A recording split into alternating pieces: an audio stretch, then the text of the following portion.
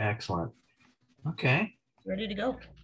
Good. Well, I was going to run through a slide presentation. Usually it takes about 20 minutes, so I'd have lots of time for discussion afterward. Am I able to use the screen share? You should be able to do that. Yes. Looks good. Okay, let's Perfect. All right. Good. And then a quick question, is there someone who will be sort of a moderator in case people have questions that I'm not noticing, or in case the volume is rough? Someone shout out and make sure you get my attention, okay? Okay, great, thanks. Well, first of all, we are delighted to be invited to speak with you. We had met with the Social Ministry Committee back in December, and your leaders there thought that it would be a good adult forum education topic to talk about the intersection of homelessness or other kind of vulnerable conditions and end of life. So these are pretty heavy topics, but I think we have reason to hope that we can talk about a good plan that we have to help people in this situation. So I'm going to invite you to 2 thought experiments. So first of all, imagine that you are living on the street and that you've just been told that the cancer that you knew you had is getting worse and that there's not going to be a cure for it. And so you go back out to try to find your place to sleep and you're worried. You don't know how you're going to do this. You know that you can go to the shelter during the day, but then to get to the night shelter, you're going to have to be able to walk over there. And besides that, you've already used up a lot of your 90 nights for the year, so you're not going to have too many nights left there. You've got a couple of buddies who watch out for you on the street, but they're not always where you are. If they come by, they can help you. They can go get you something, but you can't really ask them to stay with you all the time. You're starting to have some pain. You're worried that your pain is not going to be under good control because there's a stigma that doctors are not too keen on giving strong pain medicines to people on the street or without support. You're also worried about even having that pain medication because if people know you have it, you might feel like a target. You might feel vulnerable. So that's one scenario. The next I want you to imagine is probably a little bit more accessible to each of us. Imagine that you've had a good long life and you're getting up in your high 80s, but you found that over this course of time, you've become more and more isolated. You never had kids, your partner died, and you aren't really connected with the community. You're living, from social security check to social security check. So things are really, really tight. You too have been told that your cancer is not going well and that you should start planning for the last few months of your life. You're starting to get weaker. You know that you're going to need some help. You can't pay for anyone to come in the home. You don't know anyone who would do that for you. And then besides that, your rent is increasing. So you're afraid you're going to even lose the place that you live. You're stuck and you don't know what to do. The idea of going into a nursing home isn't really a very nice one for someone who has been as kind of solitary and independent as you have been. So it's really hard to know what's going to be ahead in your future. Just 2 things to kind of set the stage for the kind of populations we're talking about serving. So let's talk a little bit about what we know about what people want as they're nearing the end of life. So as a doctor, I give studies, right? I talk about, what the literature demonstrates, but I think most of us don't really need to know a study to know this, though it is supported by a very extensive survey that was done in the 90s. People want to have their symptoms under good control. They want to choose where they die.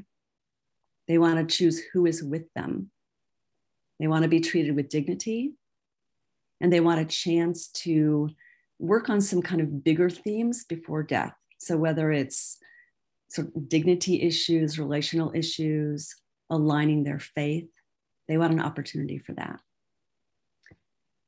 So what do we know about people experiencing homelessness and what they want as they near death? Well, they want pretty much the same things. And here we do have just a handful of studies actually taken out of the Twin Cities, some good surveys that were done that showed that they want symptom control, they want to be treated with respect. But what's most interesting to me about these studies is that it shows what they don't want and what they expect. So they don't want a lot of restrictions. They don't want to go to a nursing home. They would rather, if they had a chance, they would rather die in a shelter setting than in a nursing home. And in terms of attitudes and expectations, they do not expect good end-of-life care. So some of the respondents were like, why are you even asking me what I want? There's nothing, I'm not going to get this. This stems from the distrust of the medical system that a lot of people experiencing homelessness have. They don't expect that their pain is going to be treated well for reasons I previously mentioned. They worry about dying anonymously. They worry about what's going to happen to their body, if anyone's going to know that they died and how that's going to be marked. I think I'm just checking my notes. Right. I think that those are the highlights about what we do know. So what is the reality here in Dane County? I know that your church has been involved with homelessness issues, so you know a lot of what I'm about to say. But what I'm about to say is really not much. We know that on any given night, there's like, on the point of time count, there's 700 to 750 per night that are homeless on that night. We know that that vastly undercounts people who are housing insecure, people who are doubling up with other friends or family members who really have no home of their own. We do not have a way in Dane County of tracking who dies, who is homeless, and what those deaths are about. Where are they?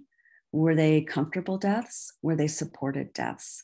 We don't know that because it's really hard to track this population through the hospital system for some good reasons, but also because we haven't tried really hard to create a tracking system yet.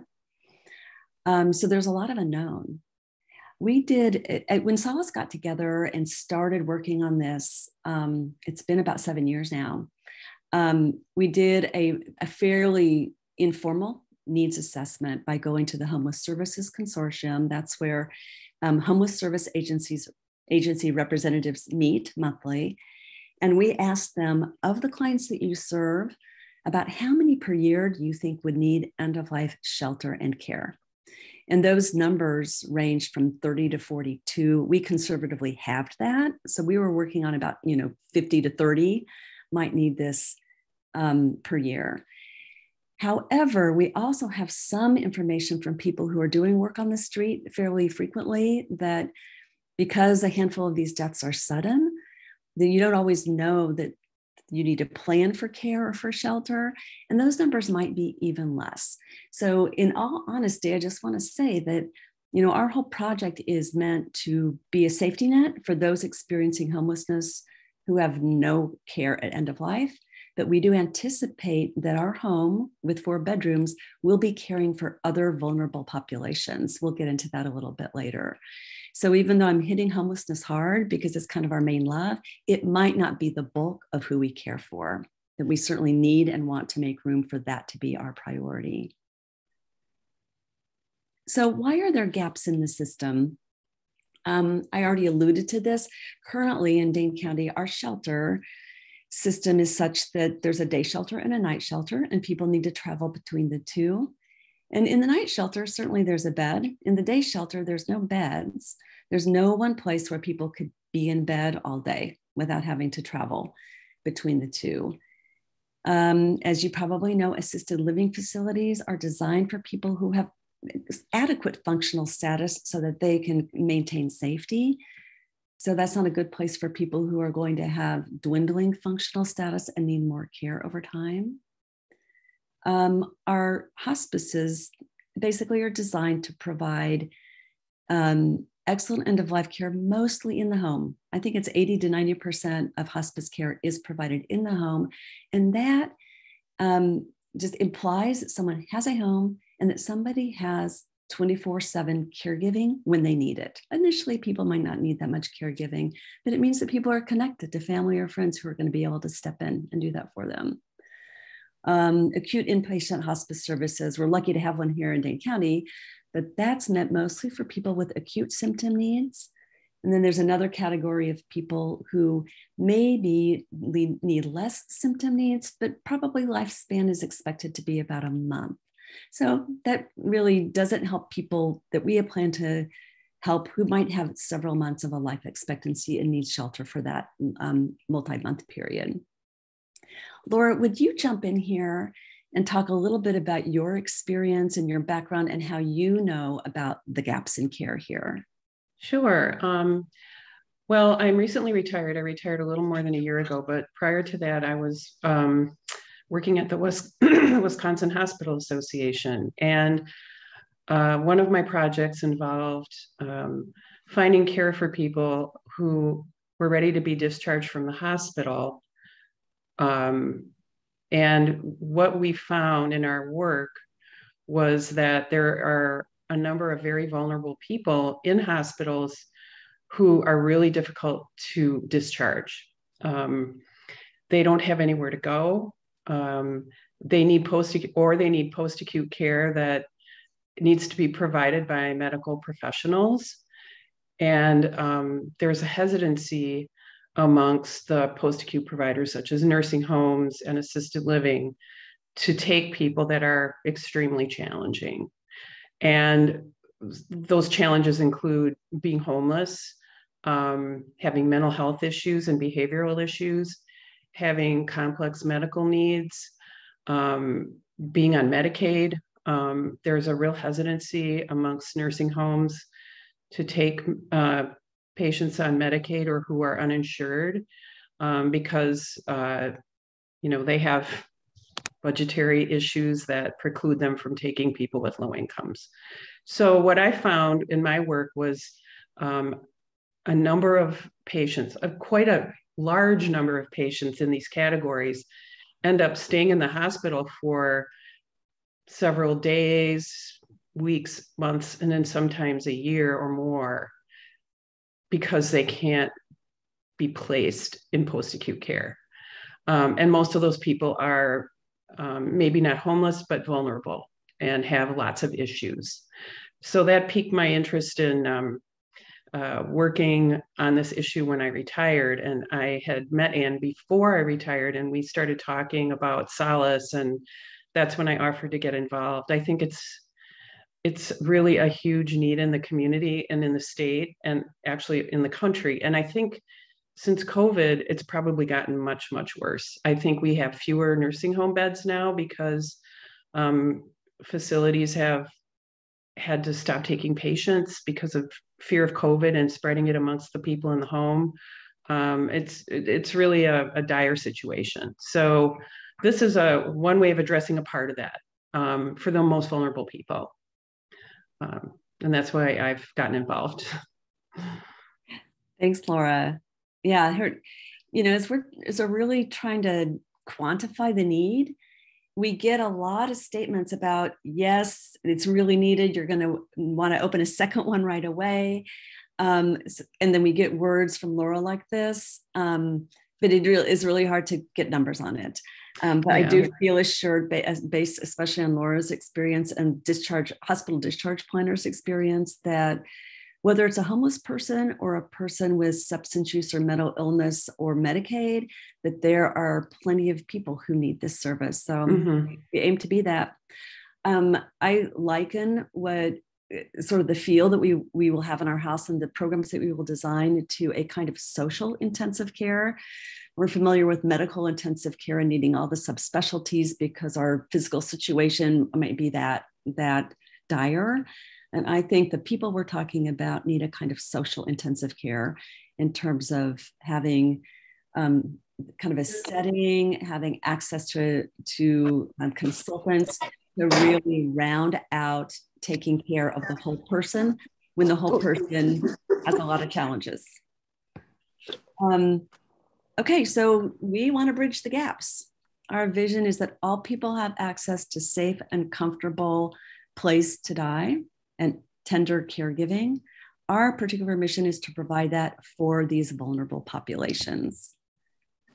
So what does this look like? So Solace Home, we're not going to be a medical facility. This is really important, something that we get questioned about a lot. We're not going to be medical. We're not going to be a hospice. We're going to be a home.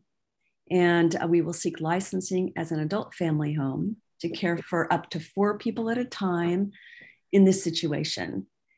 So the model of this is called a social model hospice home. It's why it's confusing, because hospice is in the word, but it's really a home. It's to be the place where people can land when they have no other place to land. Hospices will come in and provide their level of care in our home. We will provide volunteers, we will provide staff, basic caregiving staff, and really act as a family acts when a loved one is at home getting hospice services. I want to talk about our values a little bit. I imagine that these overlap with things that you folks talk about and that you're all about. I don't need to read through all of these. I will say that we are trying to do our programming, our board work, our fundraising with all of these values in mind. And, you know, like any values-based organization, it's not as easy to do it as to say it, but we're trying to keep our feet to the fire and really honor these in everything we do. I guess I do want to add that services, we do have two possible revenue streams for people to offset the costs of their daily services, but we would not turn anyone away because of their inability to pay. So that's why we need to raise some money to support those who cannot pay.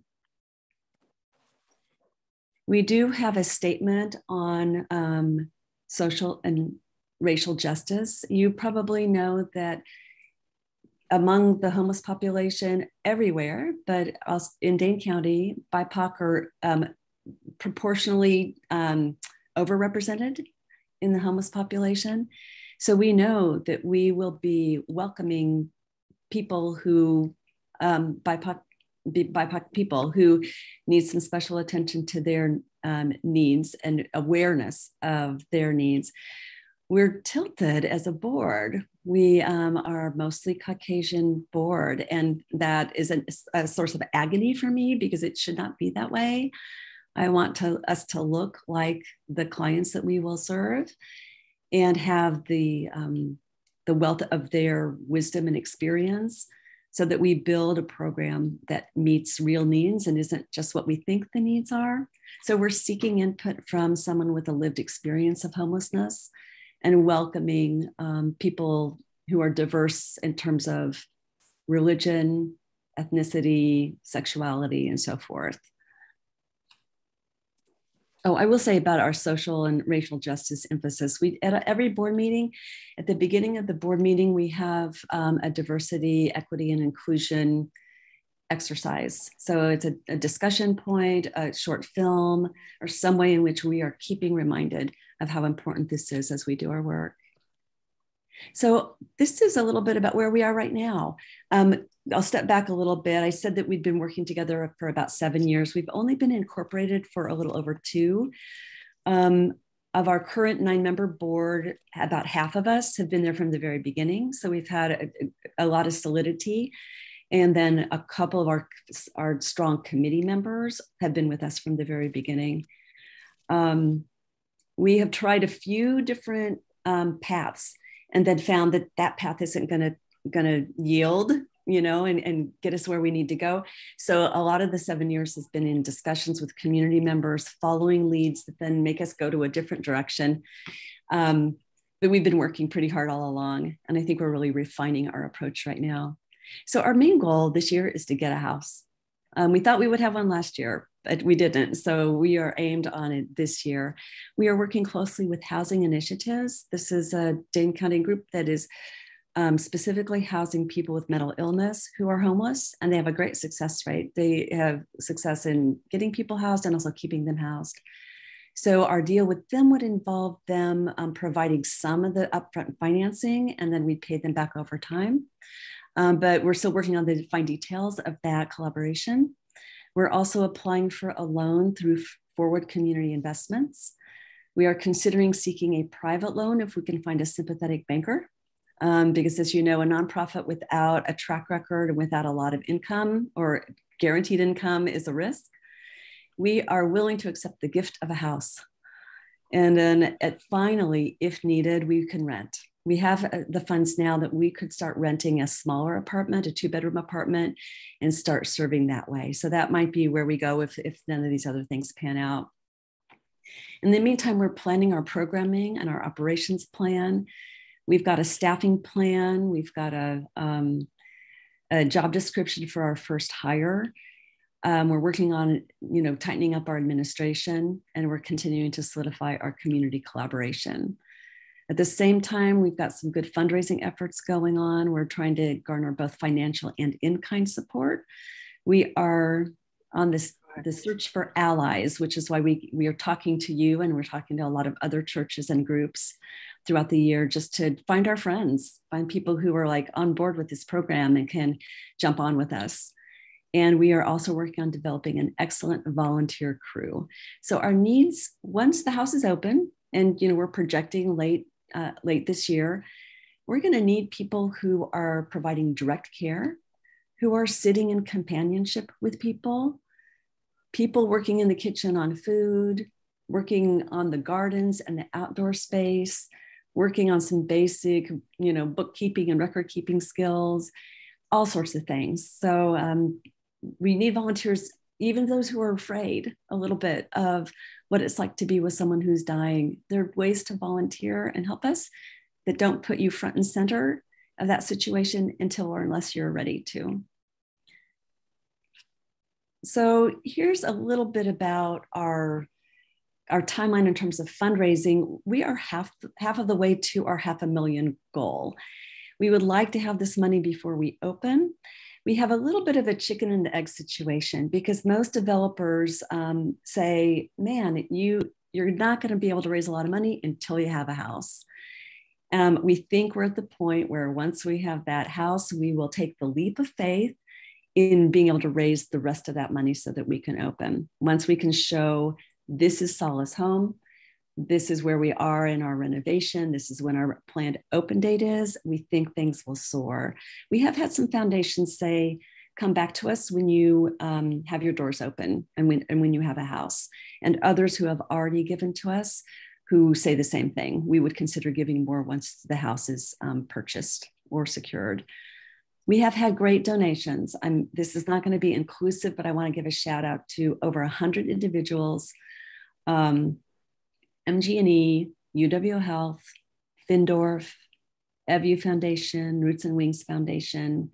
I think these are, Madison Community Foundation. So these are our big initial community supporters, and a handful of other churches as well. So what do we think the impacts are going to be? I think it's going to kind of cascade. We hope that individuals who we serve will have a sense of comfort and dignity as they near the end of life. We hope that the volunteers who work for us will feel like they're doing good work in a soulful way that feeds their spirit and their sense of call.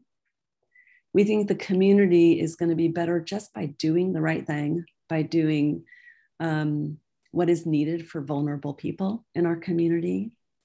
We think institutions will be benefited by having maybe, for instance, like a hospital will have beds freed up if there's a place for some of their appropriate hospitalized patients to come. We think that as we develop expertise in providing end-of-life care for the vulnerable, for people who are homeless, mentally ill, with substance abuse issues, that this will impact and support the work that hospices are doing. Two other a little broader ways I think that we will help systemically is I think that we can be a site for social work students, allied health students in the UW system. We also hope to be kind of a beacon of light once we're established and show the way so that other areas in the state and even the country can do a similar thing. Already a past medical administrator of the Aurora system has said, do this, do it well, so we can watch what you're doing, because we need this in Milwaukee. We need more than one. And they even said, how soon do you think you'll be able to franchise? Which is not in our dream at all. We would love for people to copy what we're doing if we can do it well and learn from us. So here's a not inclusive list of our community connections. We have to be closely involved with all of the hospices, with the homeless service agencies, with the faith communities, with the city and the county appropriate agencies or divisions. I will give a quick mention to the last one on the list here, the Omega Home Network. This is a national network of people who have or who are going to start social model hospice homes. And just recently, and I hope in part for my urging, they are developing a special interest group for those homes across the country who are dealing with vulnerable populations. Right now, I think there are between 8 and 10 who do focus in on people experiencing homelessness. So Salt Lake City, Santa Barbara, Chattanooga, those are Indianapolis. I think those are the 4 of the locations off the top of my head I remember do have facilities very similar to what we're designing. So next steps, excuse me. Next steps and how you can help if you feel so moved. If this sparks something in you, I'm just going to ask that you think if you have one person that you can tell about Solace Friends. And it's the simplest way is probably just to tell them how to get a hold of our website and to take a look. As mentioned, we are seeking volunteers. So if volunteering in the future is of interest, please email and let us know. And you can be put on a list so that once we're open or once we're ready to train volunteers, we got that list ready to go. If you are interested in considering serving with us on the board or on a committee, we would love to hear that. Love to have a talk with you. And again, emailing or doing that phone call would be great. If you know of other groups, if you have a savvy developer friend, a savvy realtor, people who you know are great at raising money that we should talk to, let us know. Someone in city or county government you think should hear about this, let us know. So just help us network. That would be great. Help us spread the word, network, and make some money, and then help us as a volunteer if it sparks your interest. So with that, I will stop and I think I left plenty of time for discussion and questions. And I'll leave this up just for a few more minutes if you want to write that stuff down.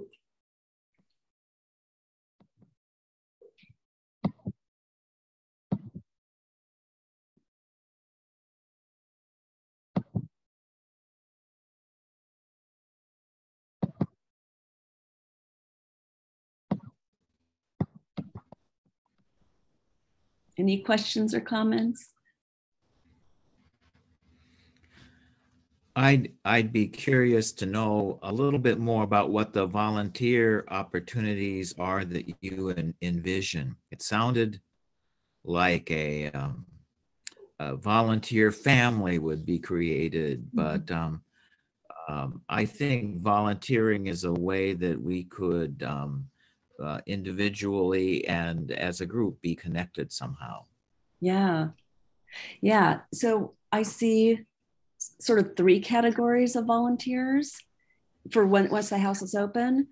And one would be the hands-on volunteers, people who are in the home, an extra hand for our hired caregiver, for instance, if someone needs to be turned, doing some personal cares like you would be comfortable doing for a family member, nothing medical. That could also be not so hands-on and a little bit more conversational. So we'll need people who will provide social support, maybe do some reminiscing, do some spiritual support. So that's one category of people who are going to be actually in the home helping with the residents. The second category has to do with administrative support.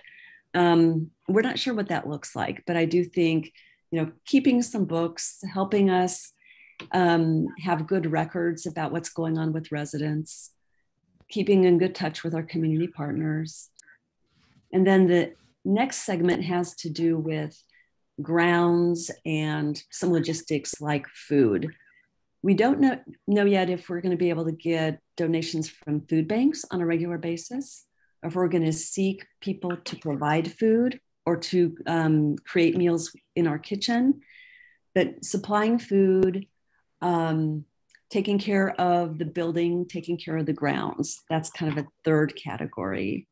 There's probably more that I haven't thought about yet. Mhm. Anne? Yeah. I'm kind of reminded of a story from the Bible about Mary and Martha, when you talk about the different roles of volunteers. And it's kind of like, Martha was the doer, the hands-on kind of woman. And then we had Mary, who just wanted to sit at Jesus' feet and share that kind of relational kind of love. And I just foresee that at Solace Home that there would be a need for both kinds of people. Oh, I love that. That's amazing. We probably wouldn't go so far as to have the Martha group and the Mary group, but I love it. I think that's just right. Both are needed. The behind the scenes work and then the very present work. Right. Thank you for that. That's beautiful. And I'm curious what your medical specialty is and if you're still practicing. So I'm an internist, but my subspecialty is in palliative care. So this is my world, taking care of people at end of life. And actually, as you know, palliative care can be well before end of life, focusing on symptom management. I am no longer practicing. I just retired last summer, for several reasons, but in part because Solace is a big lift and we're an all volunteer board. We don't have staff yet. And retired has allowed me to put some more time into this. And it is actually a way for me to continue working on my passion. And it's okay that I don't get paid for it right now. It's fine. My goal is to really help support all the rest of our board members and committee members and to fade away as a founder. I don't really want us to have a founder-led board for much longer. I want to fade away and eventually be the person who's at bedside and also helping to support and train volunteers on issues related to care for the dying. That to me seems like a really sweet retirement. So, well, what an admirable retirement. I really admire what you're doing. Well, thank you. It's a privilege. I mean, it's a privilege to have been able to do the job I did and then to, have passion, and to have a place for that to go. Laura, is there anything else that you wanted to add? No, I just to reiterate that this is a need that's pretty significant and hidden in a lot of ways. So the fact that we can come to you and raise awareness is awesome. If you have anyone else that you can connect us with that we can talk to about Solace, that would be great. Yeah. I do have a question, if I may. Madison is such an odd town when it comes to locations, and particularly for where the resources are for populations that have special needs. And so I'm kind of curious where you are thinking you would like to have your place of respite, for lack of a better term. I apologize. Yeah. And where you think you may end up with, because those could be very different and create different sets of logistical issues for you to address. Right. Well, when this idea was sparked, it was because I went to a place called Joseph's House in Washington, D.C., which is a similar home. And That is a big four square. Oh, lovely, big, broad porch in an urban setting. People walked by, the community members knew what was going on and waved and volunteered. So I always had this idea that I would love this to be in the downtown area. Partly for access to, if it's people who are mostly homeless in our home, access to the services and to friends who might be hanging out downtown, access to students who might volunteer. But we do have to acknowledge that it's going to be really hard to find the kind of facility we want downtown because we need access. We need it to be, accessible to meet the ADA, the disability requirements. This means homes that have access to the outside and aren't on the second floor. For instance, some of the requirements by the adult family home licensure regarding fire safety.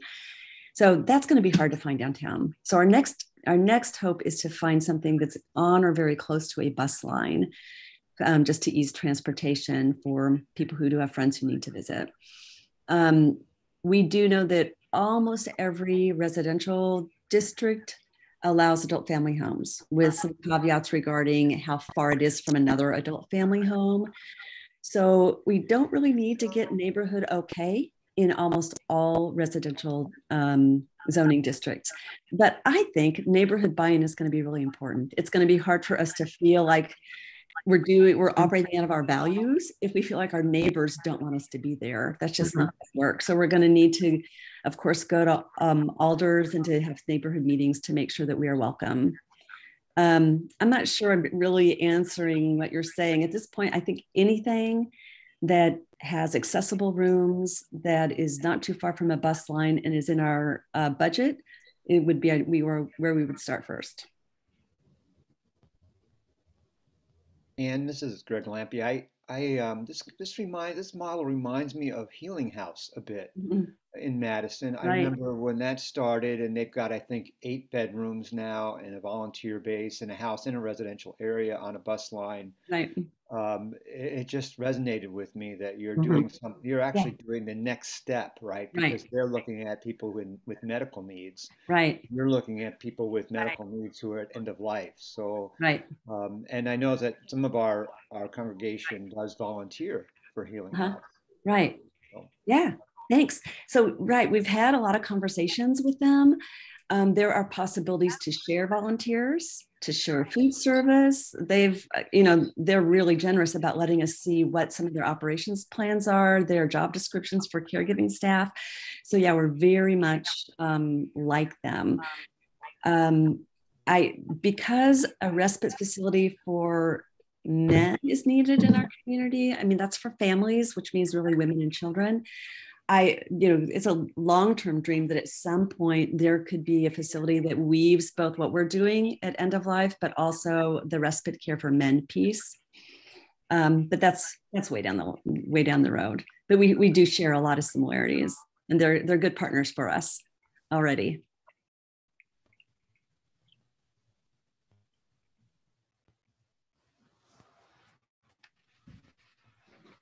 Well, I'll stay around as long as people want to talk, so I won't call the meeting, but whenever people need to leave.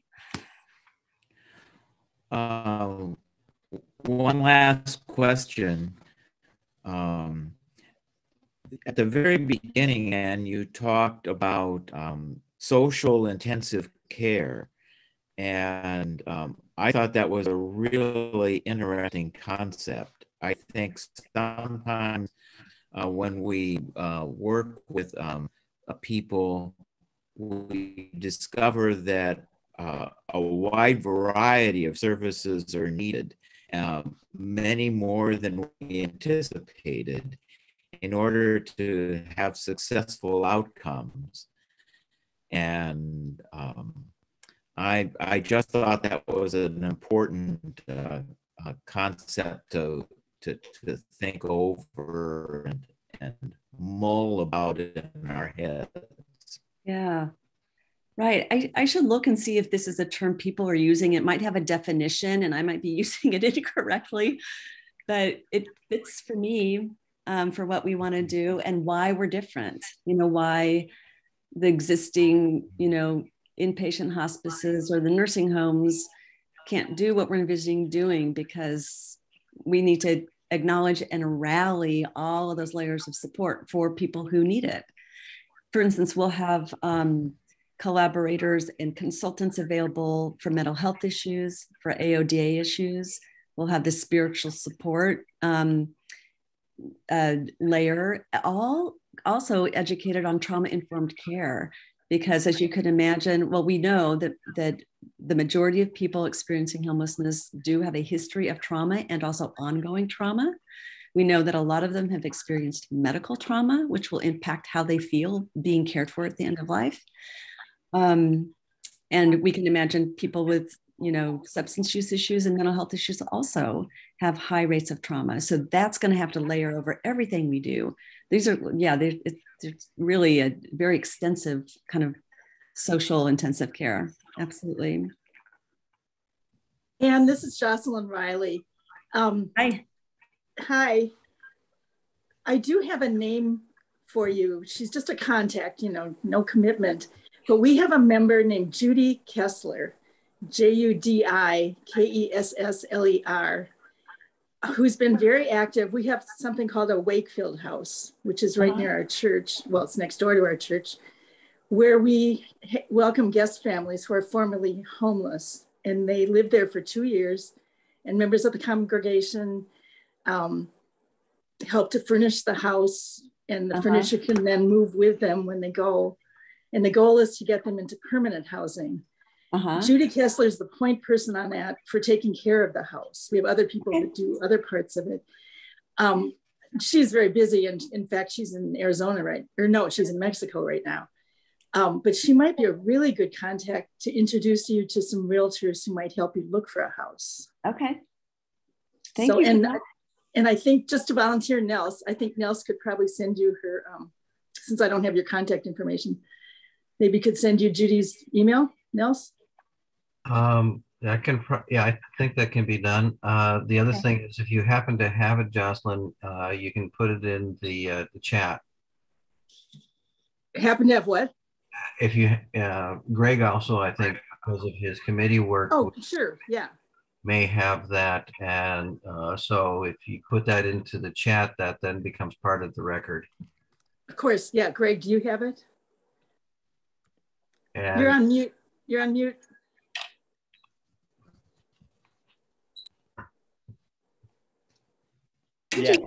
Yes, I have it. And I'll and I don't know if I can put it in the chat, but I'll make sure I get it to you. Okay. I did just put all my personal contact information in the chat. I know we had the Solace information, but to be honest, the Solace phone messages get checked a couple times a week, as do the emails, because we don't have so much coming in. But this, I will check my personal phone or email every day. So if you want to get a hold of me, that's another way. Okay, thank you. And Laura put hers up there too. Okay, all right. yeah, and if you want to copy that for your own records and then put it into like a notepad or something like that, you can do that, because once this meeting gets closed, it'll still be recorded. But if you want to grab that real quick during the chat, you may want to do that for your own records and those kinds of things. Well, thank you so much. And thank you for your patience with me being late, and have a great morning. Yeah, thank you very much. Spread the word if you can. Really appreciate all the discussion. Have a great day. Thanks, Ann. Bye. Thank you very much. Before we leave, I should let people know what next week's presentation will be. Next week's presentation will be kind of an interesting one. It'll be from Heather Kirkhorian, and I apologize for slaughtering her name. We'll be doing a presentation on digital dieting and what does that impact in terms of children, adults, and those kinds of things, so that we can have a balanced media diet that doesn't drive us crazy. So yeah, I think that that's a presentation that we all probably could get something from, and look forward to seeing you guys. And thank you, and possibly see you within an hour or two for the congregational meeting. So take care, folks. Have a good week, and please be safe. Thank you all. And Emily, if you close the recording, that should take care of that.